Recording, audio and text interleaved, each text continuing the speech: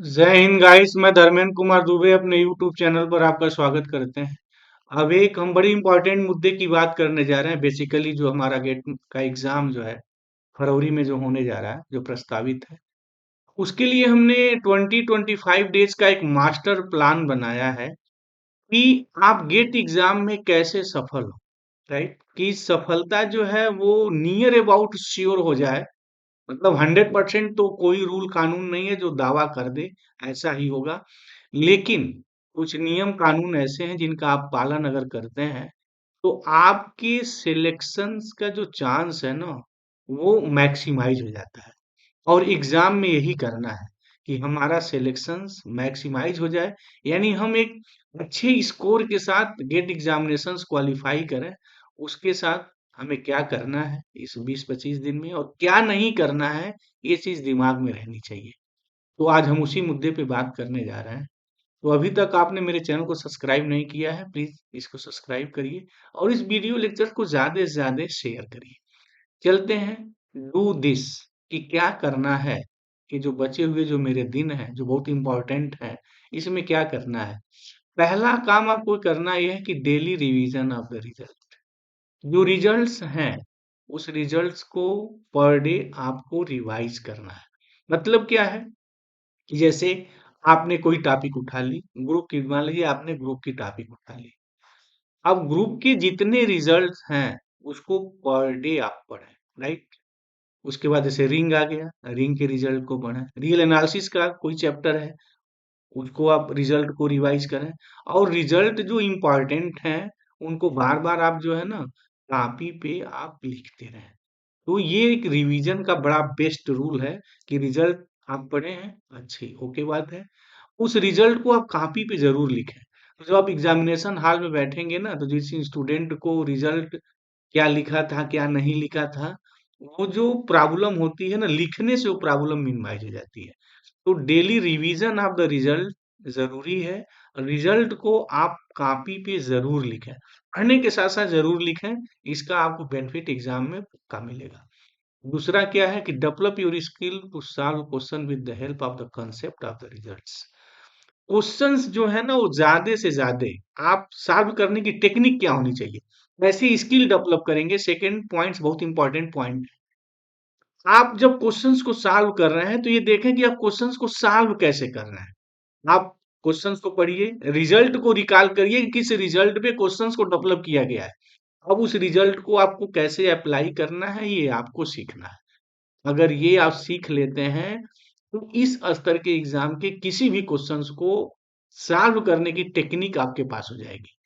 तो सेकेंड चीज है कि अपनी स्किल को डेवलप करें सॉल्व करने का। हर टॉपिक है, ये भी काफी इंपॉर्टेंट टॉपिक है, इसको इग्नोर नहीं करना है।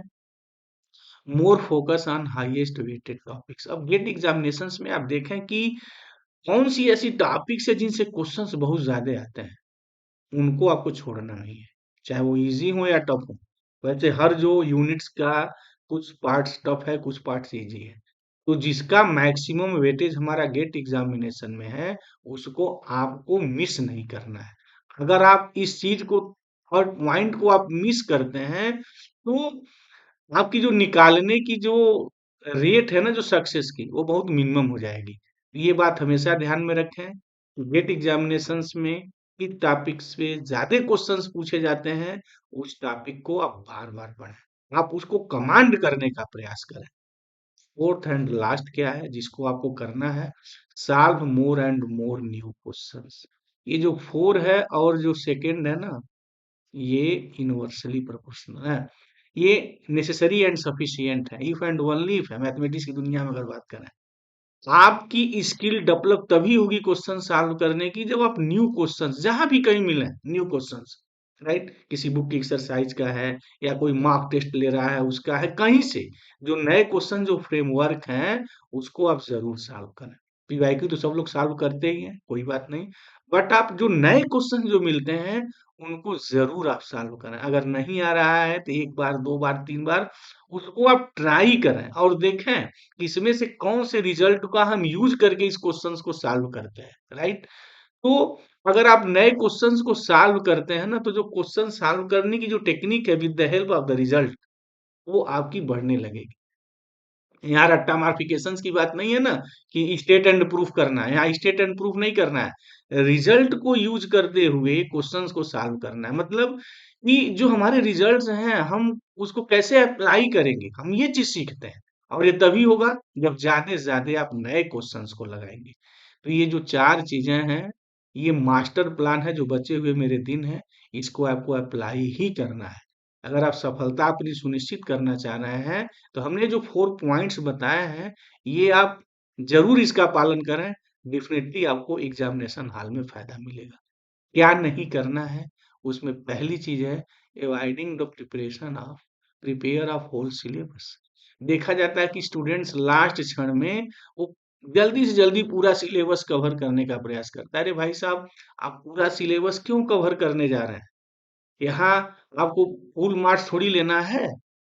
फुल मार्क्स नहीं लेना। अगर हम गेट की बात करें, अगर आप बेसिकली मैथ में अगर आप 30 टू 50 के बीच में हैं, तो आप समझ रहे हैं, आप मतलब टॉप 10 में आने हैं। 50 तक अगर आपका आ गया तो आपको टॉप 10 में आना है। राइट, 100 मार्क्स के क्वेश्चन है, पूरा पढ़ने की जरूरत क्या है आपको? हम कहते हैं अगर 1/3 सिलेबस पर भी आप कमांड कर लें, हाफ ही अगर आप पढ़ लें, दैट इज सफिशिएंट। लेकिन जो भी पढ़ें बड़ा डिटेल्स में पढ़ें, उनके रिजल्ट के जो कंसेप्ट है वो क्रिस्टल क्लियर हो और आपके जबान पे हो। पूरा सिलेबस पढ़ लिए, एग्जामिनेशन हाल में रिजल्ट ही रिकॉल नहीं हो रहा है, तो फिर पूरा सिलेबस पढ़ने से फायदा क्या? इसलिए पूरा सिलेबस इस क्षण, इस समय जो टाइम चल रहा है, जो मास्टर प्लान जो मैं बता रहा हूँ, अब पूरा सिलेबस पढ़ने की जरूरत नहीं है। राइट, जितना आपने पढ़ा है सफिशियंट है। उनको आप कायदे से रिवाइज करें, पर डे रिवाइज करें। राइट, रिजल्ट तो किसी न किसी टॉपिक का पर डे रिवाइज करें। दूसरा चीज क्या, understand importance of an hour of a day. ये बड़ी इंपॉर्टेंट चीज है।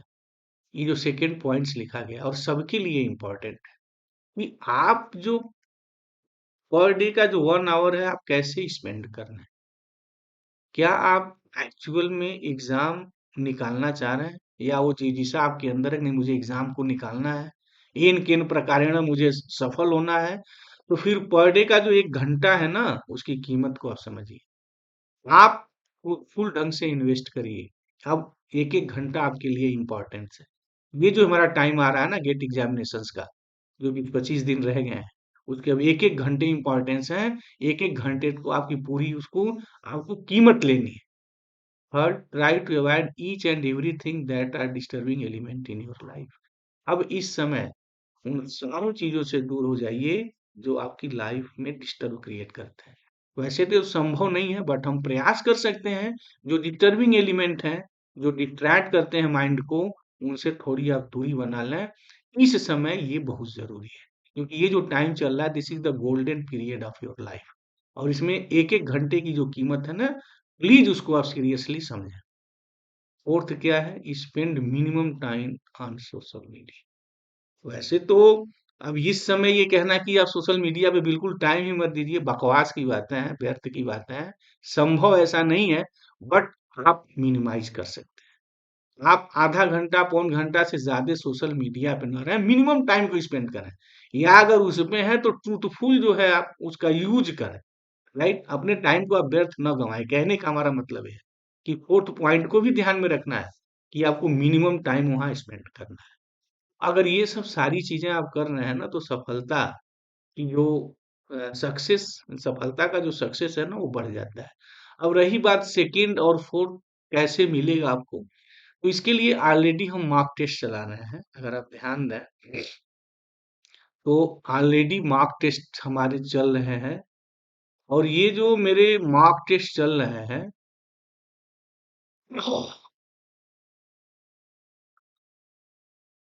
ये ये प्लेलिस्ट जो डीके मैट ट्यूटोरियल है, आप उसके प्लेलिस्ट में चले जाइए, तो हम एक मॉक टेस्ट ही चला रहे हैं। अगर आप ध्यान से देखें तो ये सारी जो मेरी प्लेलिस्ट है पूरी ये मॉक टेस्ट से भरी हुई है।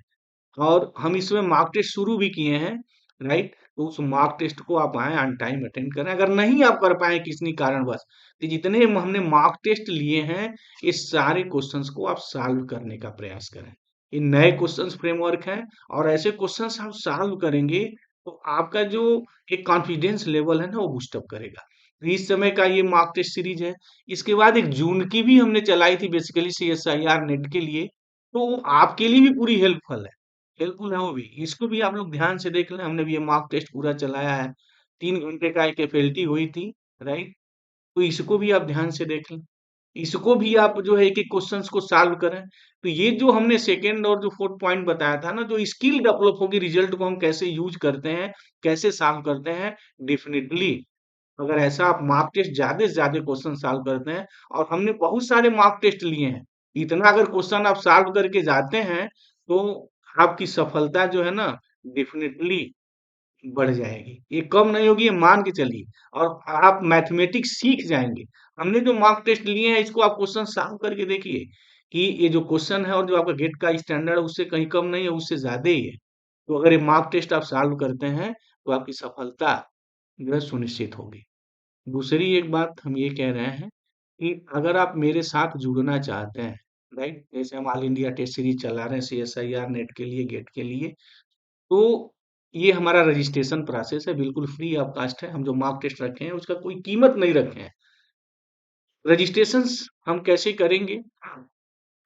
पहली चीज ये है कि ये जो इंफॉर्मेशंस आप देख रहे हैं, इतनी सारी इंफॉर्मेशंस, हमारा पर्सनल व्हाट्सएप नंबर है, इस पे आप भेज दीजिए। तो हमने एक ग्रुप बनाया हुआ है, राइट, कि ये तैयारी करने वाला और मॉक टेस्ट वाला, तो उस ग्रुप में हम आपको ऐड कर देंगे। तो कब हम मॉक टेस्ट लेंगे, कैसे लेंगे, इसकी सारी सूचना आपको जो है मिल जाएगी, राइट। तो इसी के साथ अपना वीडियो लेक्चर हम फिनिश करते हैं, इस उम्मीद के साथ कि do this and do not this. हमने जो चीज लिखी है, ये चीज आप दिल और दिमाग में बैठाए रखेंगे। अगर ये ऐसी चीजें हैं, तो डेफिनेटली 2025 जो है भाव नहीं जाएगा। आप गेट में बहुत अच्छा स्कोर करेंगे। तो इसी के साथ अपना वीडियो लेक्चर हम फिनिश करते हैं। Thank you very much guys. जय हिंद।